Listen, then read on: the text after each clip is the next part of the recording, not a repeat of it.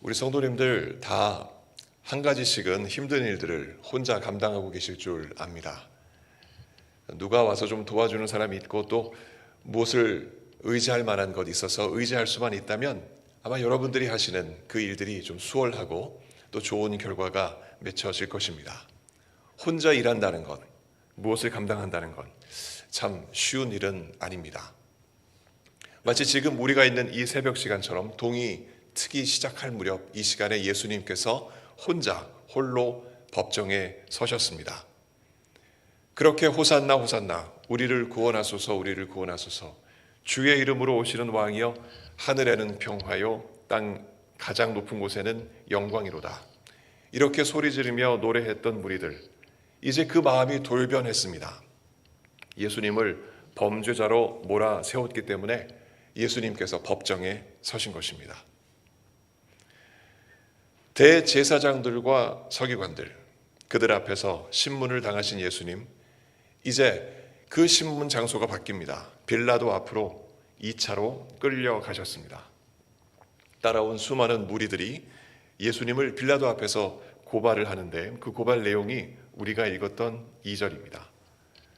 보십시오. 우리가 이 사람을 보매 우리 백성을 미혹하고 가이사에게 세금 바치는 것을 금하며 자칭 왕 그리스도라 하더이다. 우리가 이 사람을 보매 이 수많은 무리들이 예수님을 판단하건대 세 가지 범죄 사실이 있다 이것입니다. 그 중에 하나는 예수님이 백성을 미혹했다는 고발입니다. 여러분 한번 생각해 보십시오. 예수님이 백성들을 어떻게 미혹하셨을까? 가만 보면 배고픈 이들에게 먹을 것을 주셨습니다. 죄인들을 용서하셨습니다. 병든 자들을 고쳐주셨습니다. 심지어 죽은 자도 살려주셨습니다. 하나님 나라를 이 땅에 선포하시면서 예수님께서 수많은 선한 행위들을 백성들에게 하셨습니다. 이 모든 행위들이 백성들을 미혹하는 죄일까요? 두 번째입니다. 예수님이 가이사에게 세금 바치는 것을 금하셨다 하는 고발입니다. 그런데 예수님께서 정부 시책에 따라서 어떻게 반응하셨는지는 이 구절을 통해서 우리는 알 수 있습니다. 가이사의 것은 가이사에게, 하나님의 것은 하나님께 드려라. 이런 예수님의 가르침을 우리가 생각했을 때 또 성전세를 내시는 예수님의 모습을 우리가 성경에서 볼 때에 그 가르침과 그 행위가 과연 로마의 실정법을 어기는 행위였을까? 세 번째 고발입니다. 예수님이 자칭 왕 그리스도라 했다 한 그 고발입니다. 예수님은 본인이 말씀하시는 그 하나님 나라, 그것을 두고 요한복음 18장 33절에 혹은 38절에까지의 기록을 보면 그 예수님이 말씀하시는 그 하나님의 나라는 이 세상에 속한 것이 아니라 라고 분명하게 말씀하셨습니다. 그러니까 세상 사람들이 보는 차원의 그런 나라가 아닌 나라가 하나님 나라라 이것입니다. 그 나라의 왕으로서 그 나라의 진리를 증언하시려 이 땅에 오신 예수님이셨습니다. 그러니까 가만히 우리가 하나씩 따져봤을 때 예수님의 언행을 생각해 보았을 때 이 수많은 무리들이 행하는 이 고발은 잘못된 고발입니다. 예수님을 로마의 실정법을 어기고 반역자로 몰아세우는 그 모든 이 주장들이 참 터무니없다 하는 생각을 할 수밖에 없습니다. 그러나 이 무리들은 로마법에 따라서 반역죄를 저지른 이 예수를 그 법에 따라서 사형시켜 주기를 간절히 바라면서 이렇게 외치는 것입니다. 이 모든 사실이 이 빌라도와 예수님 사이에 이 간단한 대화에서 다 나타납니다. 빌라도가 예수님께 묻습니다. 내가 유대인의 왕이냐? 이때 예수님이 대답합니다. 내 말이 옳도다. 있는 그대로 옮기면 내가 그것을 말하였다. 이 간단한 대화에서 빌라도는 판단합니다. 입증할 혐의가 없구나. 이 예수의 이 말, 이 주장이 왕이라고 하고 그리스도라고 하는데 이것을 드러낼 수 있는, 이게 죄악이라는 것을, 범죄라는 것을 드러낼 실체가, 혐의가 고발할 수밖에 없는 무리들이 말하는 그 고발에 대한 실제적인 증거가 없구나 하는 것을 빌라도가 깨닫게 되었습니다. 왕이라면 그 왕이 되기 위해서는 무엇이 필요할까요? 옛날에 우리가 학교에서 배웠던 것처럼 이스라엘의 이 정치 철학가 마키아벨리가 이런 말을 했지요. 국가가 이루어지려면, 나라가 세워지려면 세 가지가 필요하다. 국민이 있어야 하고, 영토가 있어야 하고, 또 그 나라에 주권이 있어야 한다. 그런데 예수님을 보십시오. 왕이라고 했습니다. 그리스도라고 했습니다. 그런데 따르는 국민이 없습니다. 영토도 없습니다. 그리고 그 나라의 주인이 되는 이 주권도 나타나지 않습니다. 똑똑한 빌라도, 지혜로운 빌라도는 예수님이 무죄한 것을 깨달았습니다. 그리하여 예수님을 끌고 온 대제사장들과 무리들에게 이렇게 말했습니다. 내가 보니 이 사람에겐 죄가 없다. 4절의 기록입니다. 양심에 따른 바른 판단입니다. 유다 지역 총독으로서 또 최고 로마법 집행자로서 빌라도는 이제 예수님을 석방하라, 이 말 한마디만 하면 됩니다. 그러나 예수님을 끌고 온 무리들의 성난 반항을 보았습니다. 엄청나게 소리를 지르면서 예수의 범죄를 주장하는 그 무리들의 그 반항을 보면서 빌라도의 양심이 주춤하게 되는 모습을 우리는 생각하게 됩니다. 5절입니다. 무리가 더욱 강하게 말하되 그가 온 유대에서 가르치고 갈릴리에서부터 시작하여 여기까지 와서 백성을 소동하게 하나이다. 빌라도는 지혜로운 사람입니다. 똑똑한 사람입니다. 예수께서 갈릴리 사람이라는 것을 들었을 때 번뜩이는 지혜가 그의 마음속에, 생각 속에 났습니다. 이 처리하기 어려운 이 예수, 곤란해진 이 예수를 내가 판단할 것이 아니라 이거 보니까 종교법 같은데 그 갈릴리 지역 출신이라고 했으니 그 갈릴리 지역을 다스리고 있는 본봉왕 헤롯 안디바, 헤롯 대왕의 아들이지요. 헤롯 안디바에게 이첩하면 되겠구나라는 판단을 했습니다. 그리고 이첩합니다. 예수님께서는 이처럼 이 새벽에 그 한밤에 대제사장들로부터 1차 신문을 받으시고 빌라도에게 2차 신문을 받으시고 이제는 헤롯 안디바에게까지 가십니다. 3차 신문을 받으십니다. 어두운 새벽부터 동트는 그 시간까지 이 모든 일들이 일사천리로 진행이 되었습니다. 군중들은 예수님의 처형이 그만큼 급했고 그만큼 급할수록 예수님도 십자가 형틀 앞으로 가까이 이끌려 가신 것입니다. 이첩되신 예수님, 그 예수님을 보며 헤롯은 들떴습니다. 오늘 본문 8절을 보시면 헤롯이 예수를 보고 매우 기뻐하니 이는 그의 소문을 들었으므로 보고자 한지 오래였고 또한 무엇이나 이적 행하심을 볼까 바랐던 연고더라. 헤롯이 들뜬 이유는 이것입니다. 그가, 이 헤롯 안디바가 세례 요한의 목을 벤 사람 아닙니까? 세례 요한의 목을 벤 후에 일어났던 예수님의 등장, 거기에 이 헤롯이 마음에 들뜬 이유가 있습니다. 예수님의 등장을 보고 세상 사람들 말했습니다. 세례 요한이 다시 살아났다. 엘리야가 다시 나타났다. 아니면 옛 선지자 중 한 사람이 다시 살아났다. 이런 모든 소문을 들은 헤롯 안디바, 정말 내가 죽인 세례 요한이 다시 살아난 것일까? 이 예수는 과연 누구일까? 매우 궁금했던 것입니다. 그랬던 그 예수가 내 코앞에 있는 것입니다. 호기심이 크게 발동했습니다. 가장 큰 호기심은 무엇일까요? 이 예수가 내 앞에서도 표적을 행할지도 모른다라는 생각에서였습니다. 여러 말로 신문을 했습니다.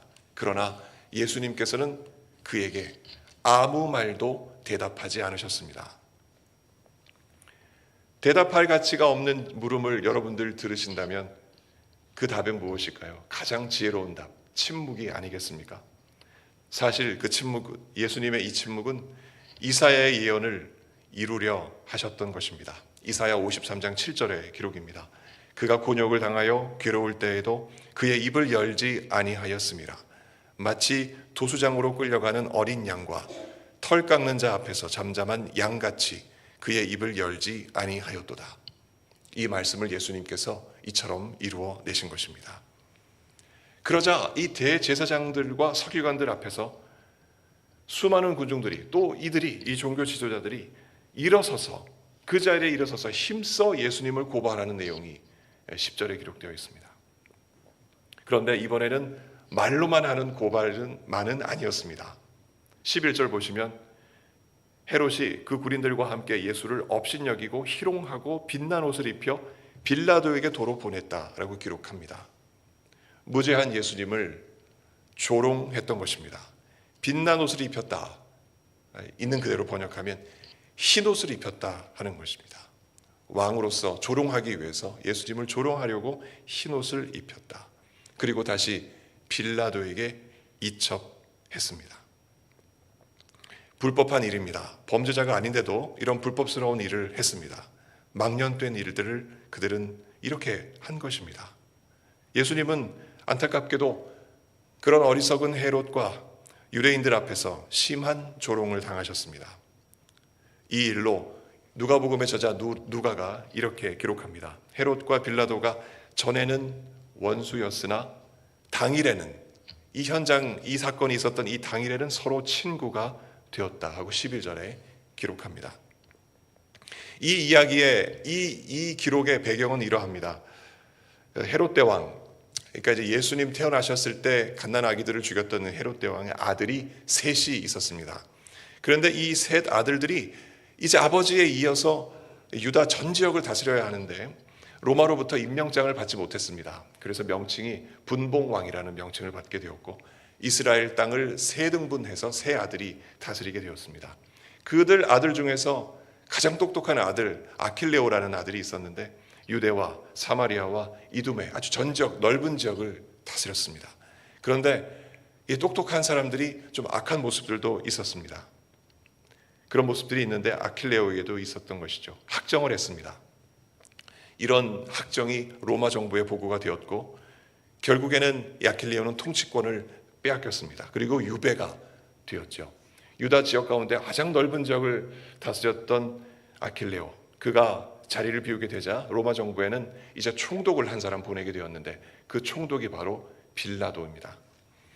빌라도는 그곳에 돌아와서 당시에 유대인들이 다스렸던 유대법이 아니라 이제 로마법으로 전 지역을 통치하게 되었고 그 힘은 점점점 커져만 갔습니다. 그러니까 이 헤롯 안디바의 집안하고 이 빌라도는 원수죠. 원수 집안입니다. 반면에 여러분, 이 헤롯 안디바는 잘 아시죠? 이복 형제 빌립이 있었는데 그의 아내 헤로디아가 있었습니다. 자신의 조카이기도 했습니다.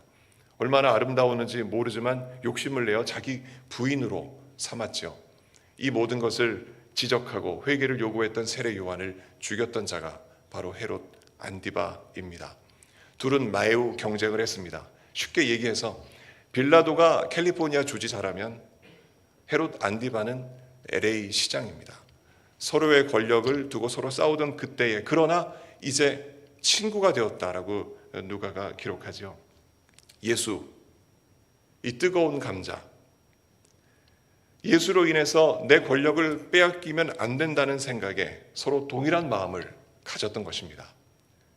예수를 어떻게 처리하면 좋을까 하는 그 마음에 이 지혜를 한번 구해보자, 서로 이렇게 합의를 본 것 같습니다. 그러나 겉으로는 그러나 속 마음은 다릅니다. 떠넘기기죠. 어떻게 하면 이 뜨거운 감자 내가 붙잡지 않을까, 떠넘기는 그 모습, 건드리고 다스리면 자기 권력의 손해를 볼 수 있겠다는 그 생각에 웃는 얼굴로, 그러나 속으로는 떠넘기는 그런 모습으로 이들은 잠깐 친구가 되는 모습이 있습니다. 누가는 바로 이것을 기록하고 있습니다.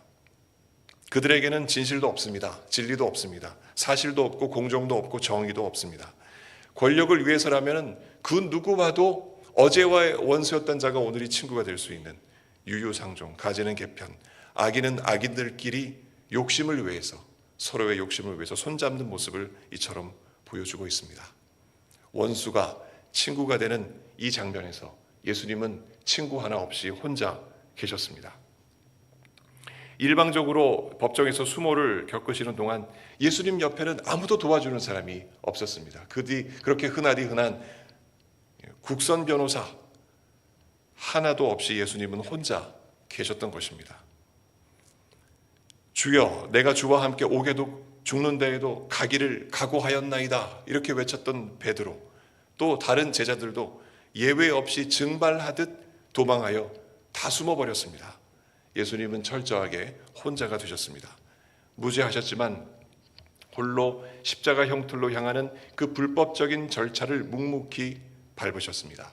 그래서 요한복음 1장 29절에서 기록한 바로 그 말씀이, 세례 요한이 한 말이 있는 그대로 이루어졌습니다. 보라, 세상 죄를 지고 가는 하나님의 어린 양이로다. 예수님은 이처럼 철저하게 혼자 이렇게 십자가를 지시고 가실 길을 가셨습니다. 그렇게 십자가에 달리신 예수님, 그분의 죽음, 우리가 생각해 볼 때 그 십자가의 길과 그 죽음이 예수님이 당연히 지셔야 할 것이 아니라 사실은 우리들이 져야 했던 십자가, 또 우리들의 감당해야 할 죽음이었다는 점을 우리는 생각하게 됩니다. 우리 대신 예수님이 그렇게 하셨으니 예수님을 향한 감사의 마음을 우리가 어떻게 지울 수가 있겠습니까? 생각하면 생각할수록 예수님께 감사하지 않을 수가 없습니다.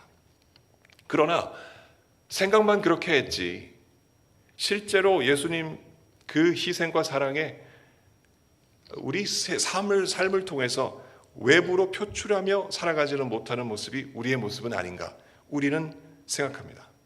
예수 그리스도를 그리스도요, 예수 그리스도를 우리의 왕으로 외부의 많은 사람들에게 드러내는 일에 우리는 부끄러워하며 살아가지는 않는가?